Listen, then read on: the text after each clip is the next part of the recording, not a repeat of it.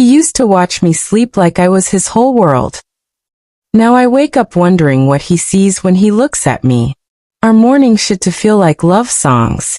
Coffee, kisses, quiet smiles across the table. But lately, the silence between us is louder than ever. Something changed. I just couldn't see it clearly yet. But I could feel it. Like standing in sunlight and still somehow feeling cold. Hello everyone. Before we start today's intense story, I need your help. We've noticed that the channel is losing traction and subscribing is one of the best ways you can help us.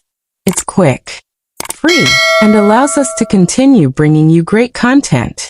Your support means everything to us. Let's keep this channel growing together. Thank you very much. Now let's begin the video. Hello people. I have been skimming through the post here for a while believing I would never have my own story to tell. However, life has a way of shocking you, and I have been lugging this about for months. I need to let it out. My name is Claire. I am 31 from Brisbane. Mark and I have been together for 9 years. Married for 6 years. Everyone thought we were perfect. The golden couple. But gold doesn't shine when it's hiding dirt. Mark and I had a rhythm slow mornings, shared playlists, knowing glances across crowded rooms. We weren't flashy. We didn't overshare. We just worked. Or so I thought. It was a Monday when I first felt it. Nothing dramatic. Just off. He kissed my forehead on his way to work, but his eyes didn't hold mine like they used to. Something in him felt distant, like his body was here, but the rest of him had gone somewhere else. I brushed it off. Maybe it was stress. Work had been brutal for him lately, and we'd both been worn thin. I didn't want to be the nagging wife, so I waited. I watched. Over the next 2 weeks I noticed more. He started going for evening walks. Alone. No gym clothes, no sweat, just long strolls with his phone clutched tightly in hand. He smiled at his screen in a way he hadn't smiled at me in months. I told myself not to spiral. People grow. People change. But love isn't supposed to feel like guessing games. One night, I offered to go for a walk with him. Just us. No phones. Just air and time. He hesitated. That pause told me more than any words could. No need, babe, he said too quickly. Just trying to clear my head. He left. I stood by the window, watching him disappear down the footpath. I didn't cry. I didn't move. I just felt numb. The next morning he forgot our anniversary. That had never happened. Ever. Not even in our broke, early years when we couldn't afford anything but $2 coffees and stolen beach time. I reminded him casually, hoping for a laugh, maybe a gotcha. But instead, he stared blankly, guilt flickering just a moment too late. God, Claire. I'm so sorry. Work's been chaos. I'll make it up to you. I nodded, smiled, even kissed his cheek. But that night, I stayed up, wide awake. Alone in bed. His phone buzzed twice around midnight. He was in the shower. The name on the screen wasn't saved. Just a number. 2 texts. I missed you already. Last night was magic. My hand trembled. My chest felt tight. I didn't open them. I didn't need to. Mark walked back into the room shirtless, toweling his hair. I had already placed the phone back on the nightstand. I acted like nothing happened. That night, I laid beside him, pretending to be asleep while his breathing slowed. I stared at the ceiling, a storm quietly building in my chest. This wasn't a mistake. This was a choice. And he was making it over and over again. But what he didn't know, what he couldn't possibly see behind my calm face and quiet nods, was that I wasn't just hurt. I was preparing. Because when you love someone that deeply, betrayal doesn't just sting. It turns you into someone they never saw coming. Mark still kissed me goodbye every morning like nothing was wrong. And I let him. He left for work at 8:15 a.m. sharp, carrying his briefcase and lies like they weighed nothing. But I'd seen the texts. I'd heard the phone calls he took in the bathroom with the fan running. And I knew. This wasn't some office affair with a receptionist. This was deeper. Personal. I didn't ask questions. I didn't scream or cry. That's what he expected me to do. But I was done being predictable. I bought a cheap burner phone and a second SIM card under my sister's name. Then I created a fake Facebook profile. Blonde hair, beach photos, a few dog pics, just enough to look real. I gave her a name, Elle. Elle started sending friend requests to Mark's workmates. 2 of them accepted. Goldmine. Within hours, I was scrolling through tagged photos from a recent corporate retreat in Byron Bay. He told me it was a one-night stay for a leadership seminar. There were 3 nights of photos. Sunset drinks. Poolside lounging. One image froze my blood. Mark. Shirtless. Arm around a young woman in a red bikini. His hand low on her waist. They looked comfortable. Caption read, "Work hard, play harder." Hashtag team building weekend, power couple. I zoomed in on her face. Same girl from the text. Long brown hair. Tan skin. Full lips. She looked barely 25. Her profile was private. But her name wasn't. Tessa Marlowe. I searched her up on LinkedIn. Junior marketing assistant. Just 6 months at the company. Fresh out of uni. She had no idea he was married. That much I was certain of. I wanted to hate her. I really did. But I couldn't. Because I saw her for what she was, young, naive, probably thinking she'd landed some successful, charming older man who loved her.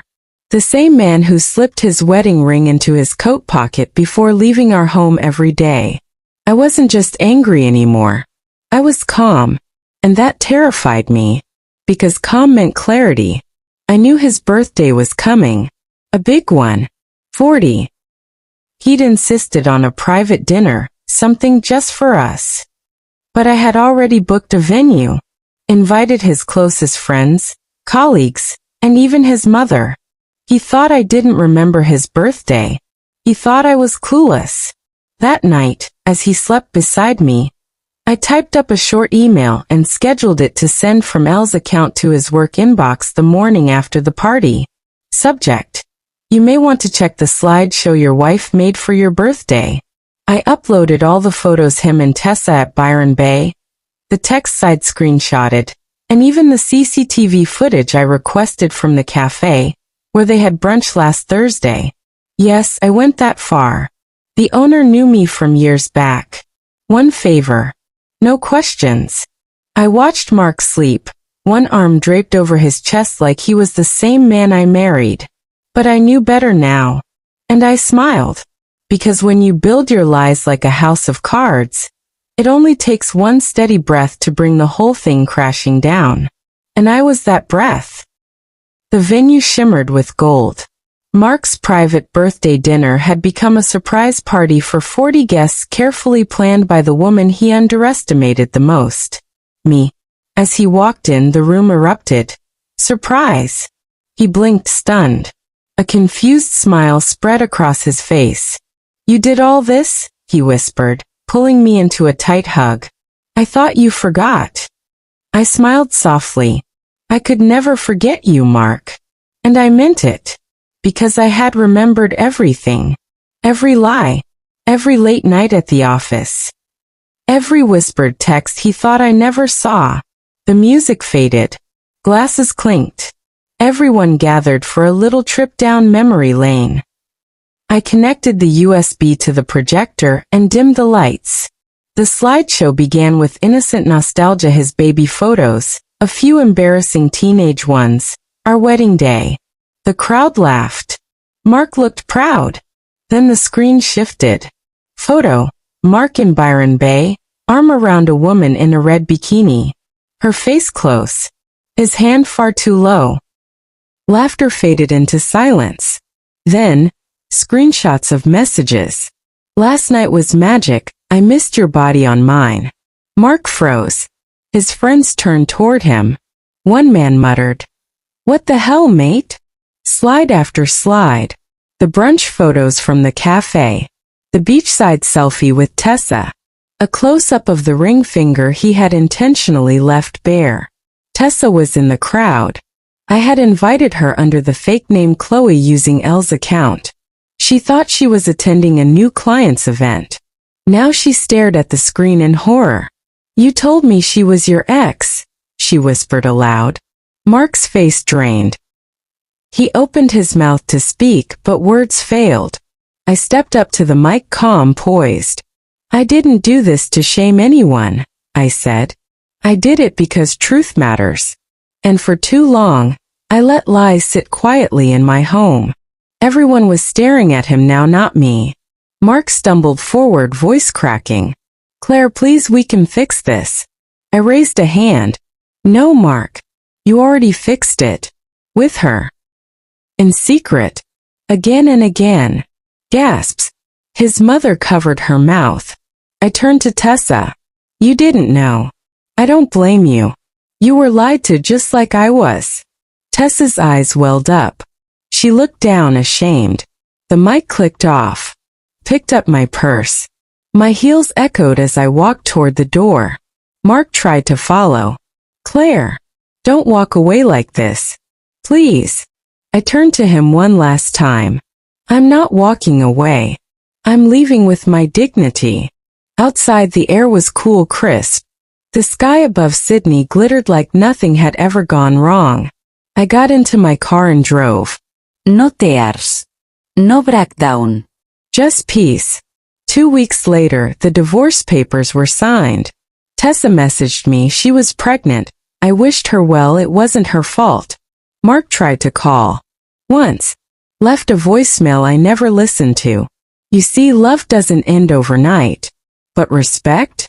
That disappears the moment someone lies to your face and thinks you'll stay. He cheated. He lied. But what I did next? I reminded everyone and him that I was never the fool, just the woman who gave him the rope and watched him hang himself with it. Some betrayals don't deserve revenge. They deserve exposure, because the truth, once revealed, has a way of burning louder than any scream or slap ever could. I didn't ruin Mark's life. He did that all on his own. I simply stopped protecting the mask he wore. Never underestimate someone just because they're quiet.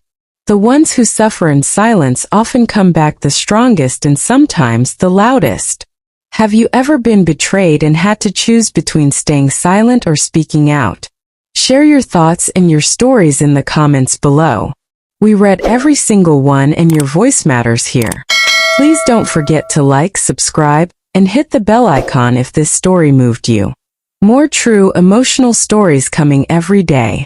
Until next time, stay strong, stay smart, and never settle for less than you deserve.